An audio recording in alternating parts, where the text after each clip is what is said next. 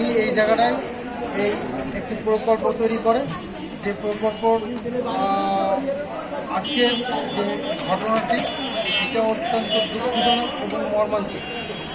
পাঁচতলার একটি গার্ডার, ব্যালকনির একটি গার্ডার নিম্নমান সার্কিরস পাড়ার বাসিন্দা।